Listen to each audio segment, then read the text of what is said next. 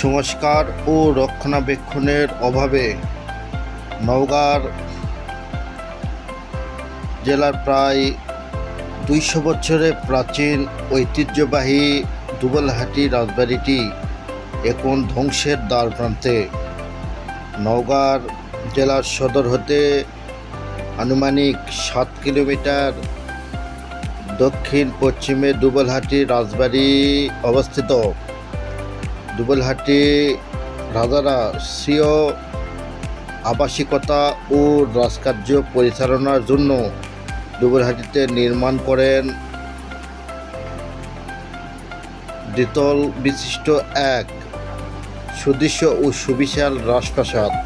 তৎকালীন জমিদার রাজা হরনাথ রায় চৌধুরীর সময়ে এই বাড়িটির ব্যাপক উন্নতি সাধন হয়।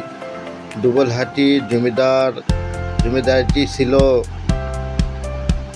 সিলেট, দিনাজপুর, পাবনা, বগুড়া, রংপুর ও ভারতের কিছু অংশে এক এলাকা জুড়ে বিশাল প্রাসাদ, আর প্রাসাদের বাইরে ছিল দীর্ঘ মন্দির, স্কুল, দাতব্য চিকিৎসালয়, ষোলচাকার রথসহ বিভিন্ন স্থাপনা। রাজপ্রাসাদের সামনে রোমান স্টাইলের বড় বড় পিলারগুলো রাজাদের রুচির পরিচয় বহন করে। এছাড়া দুবলহাটি রাজপ্রাসাদে ৩৫০ ঘর ছিল। তার ছিল ৬০টি অ্যাঙ্গিনা।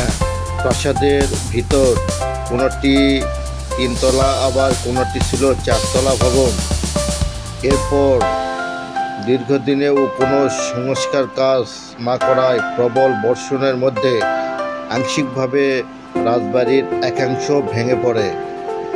আর এই ভাঙনের কারণে দীর্ঘদিন অযত্ন আর অবহেলায় কালের গর্ভে হারিয়ে যেতে বসেছে এই পুরাকীর্তি।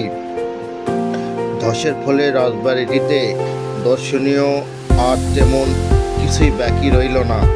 দীর্ঘদিন রাজবাড়িটি ছিল পর্যটকদের আকর্ষণের কেন্দ্র। শুধু যথাযথ নজরদারি ও রক্ষণাবেক্ষণের অভাবে প্রাচীন এই রাজবাড়ি ধ্বংসাবশেষে পরিণত হচ্ছে। তাই কর্তৃপক্ষের দৃষ্টি আকর্ষণ করব এই পুরাকীর্তিটির যথাযথ সংরক্ষণের ব্যবস্থার যেন উদ্যোগ তারা নেন।